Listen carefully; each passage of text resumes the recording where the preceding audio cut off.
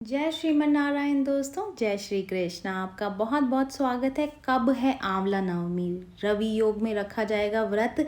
जान लीजिए पूजा का मुहूर्त, महत्व, अमृत बूंदों का रहस्य और साथ ही जाने इससे जुड़ी हुई पौराणिक कथा। आंवला नवमी कार्तिक शुक्ल नवमी तिथि को होती है। आंवला नवमी के दिन व्रत रखकर आंवले के पेड़ और भगवान विष्णु की पूजा करते हैं। आंवला नवमी के दिन व्रत और पूजा करने से अक्षय पुण्य की प्राप्ति होती है, इसलिए ये अक्षय नवमी भी कहलाती है। जानते हैं कि कब है आंवला नवमी और आंवला नवमी का पूजा मुहूर्त और इसका महत्व क्या है, ये जानना बेहद ही जरूरी है।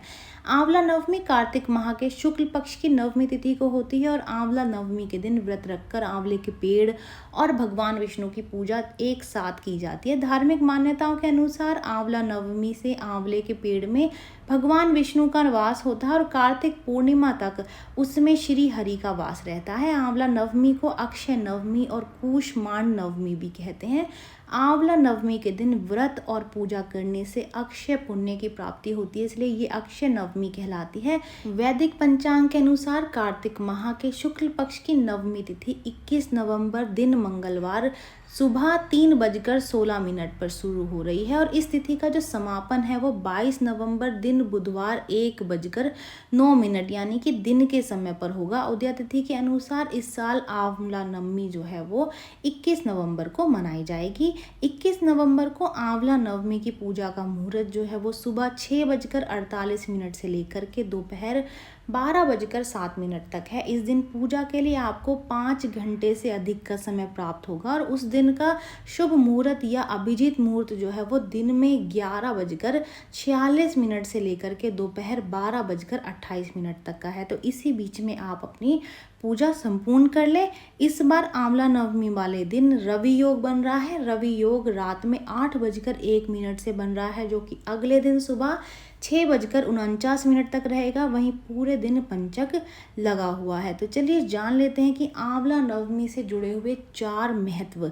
आंवला नवमी से आंवले के वृक्ष में भगवान विष्णु का वास होता है और इस वजह से आंवले के पेड़ की पूजा करते हैं और आंवले को भोग लगाते हैं। आंवले को ही प्रसाद स्वरूप ग्रहण करते हैं। विष्णु कृपा से अक्षय पुण्य प्राप्त होता है। धार्मिक मान्यताओं के अनुसार आंवला नवमी के दिन आंवले के पेड़ से अमृत की बूंदें टपकती हैं, इसलिए इस दिन आंवले के पेड़ के नीचे बैठने और भोजन करने की परंपरा है। ऐसे करने से जो सेहत है वो सालों साल बहुत अच्छी बनी रहती है। आंवला नवमी को भगवान विष्णु ने कूष्मांड राक्षस का वध किया था, इसलिए इसे कूष्मांड नवमी भी कहते हैं।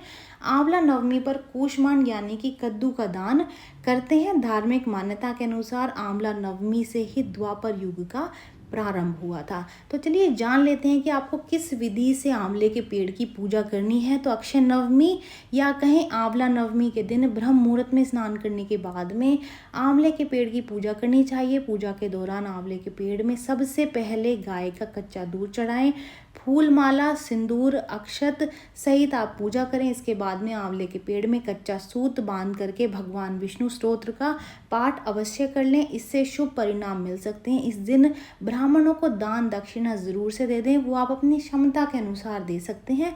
ऐसा करने से भगवान विष्णु की कृपा जो है वो आपके ऊपर सदा ही बनी रहेगी। तो चलिए अब जान लेते हैं आंवला नवमी से जुड़ी हुई एक पौराणिक कथा। ध्यान से सुनिएगा। आंवला नवमी पर आंवले के वृक्ष की पूजा और इसके वृक्ष के नीचे भोजन करने की परंपरा शुरू करने वाली माता लक्ष्मी मानी जाती हैं।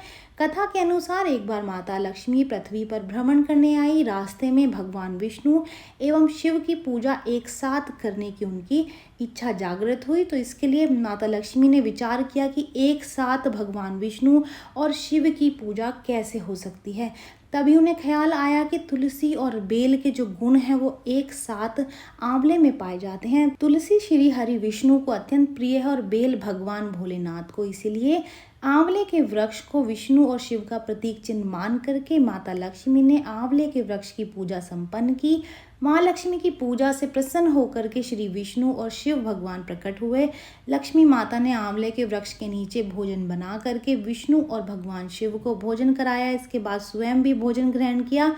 उस दिन कार्तिक शुक्ल नवमी का दिन था, तभी से आंवला पूजन की जो ये परंपरा है वो शुरू हो गई। अक्षय नवमी के दिन यदि आंवले की पूजा करना और उसके नीचे बैठ कर के भोजन बनाना और खाना संभव नहीं है तो इस दिन आंवला ज़रूर से खाएं और अपने परिवार वालों को भी ज़रूर से खिलाएं। ये जानकारी यहीं तक ही। उम्मीद है दी गई जानकारी आपके काम आएगी और आप इसका लाभ उठाएंगे। जो लोग वीडियो देख रहे हैं वीडियो को लाइक कर दीजिए, चैनल को सब्सक्राइब कर दें, नोटिफिकेशन बेल को दबाना बिल्कुल भी ना भूलें, क्योंकि यहाँ पर इस तरीके की महत्वपूर्ण जानकारियाँ मिलती रहती हैं। तो चलिए मिलते हैं नई वीडियो में नई जानकारी के साथ। जय श्रीमन नारायण दोस्तों, जय श्री कृष्ण।